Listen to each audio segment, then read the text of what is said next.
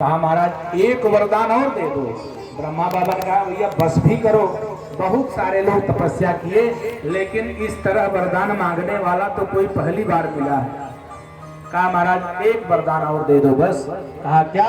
कहा मैं 12 महीने में किसी महीने में नहीं मरना चाहता, इस 12 महीनों में मेरी मृत्यु न हो। हिरण्यकश्यपु ने सोचा जब इतना सब वरदान मांग लूंगा तब मृत्यु होगी ही नहीं, चाहे अमर करे चाहे न करे मैं खुद ही अमर हो जाऊंगा। ये सोच करके हिरण्यकश्यपु ने मांग लिया, ब्रह्मा बाबा ने दे दिया। अब तो हिरण्यकश्यपु आ गया, घर पर रहने लगा, समय हुआ और हिरण्यकश्यपु को 4 संतानें हुई, आह्लाद, अनुलाद, संलाद और प्रहलाद। उस समय जब तपस्या में था तो प्रहलाद जी पेट में थे, इनका जन्म हुआ। प्रहलाद जी चूंकि भगवान की बड़ी कथा सुने थे मां के ही गर्भ में, इसलिए उनकी प्रवृत्ति जो थी वो बड़ी शुद्ध थी, बड़ा शुद्ध चित्त था उनका। अब इधर हिरण्यकश्यपु किसी को राम नाम जपने नहीं देता था और प्रहलाद जी को बिना जपे भोजन नहीं करना था।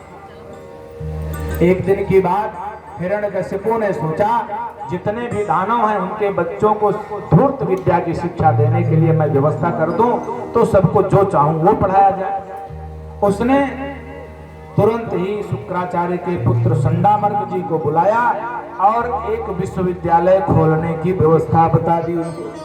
कहा एक मैं व्यवस्था करना चाहता हूं, उसमें मैं आपको कुलपति बनाना चाहता हूं। कहा ठीक है, कैसा विश्वविद्यालय रहेगा? कहा उसका नामकरण होगा हिरण्यकश्यपु दानव विश्वविद्यालय।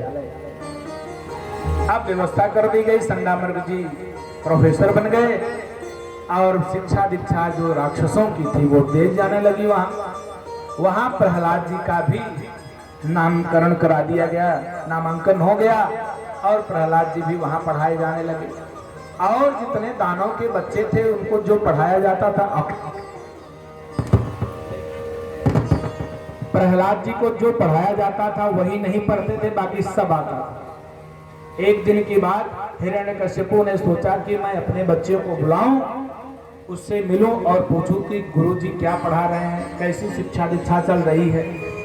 तो हिरण्यकश्यपु ने बुलवाया प्रहलाद जी को। प्रहलाद जी आए, गोद में बैठाया, कहा बेटा तुमने क्या पढ़ा?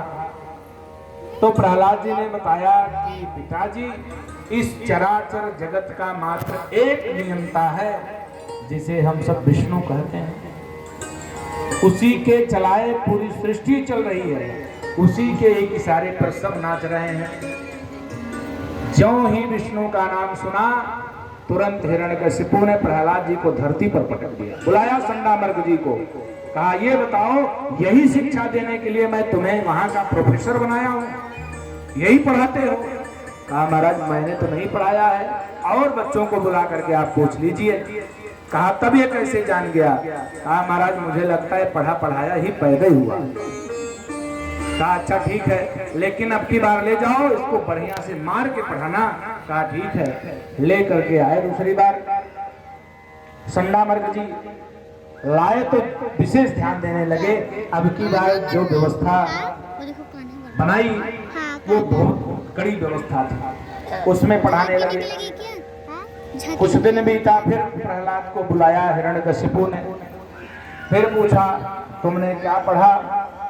तो प्रहलाद जी कहते हैं कि पिताजी हर बार तो आप अच्छी बात पूछते हो कि अब की क्या पढ़े, अब की क्या पढ़े, और जब मैं अच्छी बात बताता हूँ तो आपको अच्छी बात अच्छी नहीं लगती है। इसमें भी भगवान की कृपा है, जब कहीं किसी को संकट आने का समय होता है उसके विचार बदल जाते हैं, अच्छी बातें खराब बातें लगने लगती हैं, जो करना चाहिए वो बुरा लगता है और जो नहीं करना चाहिए वही करने लगता है। इसमें भी भगवान की ही कृपा है।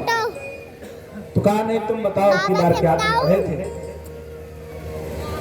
कहा अच्छा बताओ। कहा बताओ। कहा श्रवणम कीर्तनम विष्णु स्मरणम पाद सेवनम अर्चनम वंदनम दास्यम सख्यमात्म निवेदनम। उन्होंने नवधा भक्ति बता दी, श्रवणम कीर्तनम विष्णु स्मरणम पाद सेवनम सबसे प्रथम भक्ति है श्रवण करना, दूसरी भक्ति है कीर्तन करना, तीसरी भक्ति है स्मरण करना और चौथी भक्ति है पाद सेवन करना, पाद की सेवा करना। जैसे ही नवधा भक्ति बताई तुरंत ही प्रहलाद को उठा करके पटक दिया। अब लगा दुर्दशा करने प्रहलाद जी की, पर्वत से गिराया, पागल हाथी के सामने छोड़ दिया, अग्नि में जलाने की व्यवस्था कर दी होलिका के माध्यम से, लेकिन प्रहलाद जी को कुछ नहीं हुआ। तो संडामर्क जी आए और संडामर्क जी ने निवेदन किया, महाराज एक बार और अवसर दीजिए, अब की बार ये बिगड़ने नहीं पाएगा।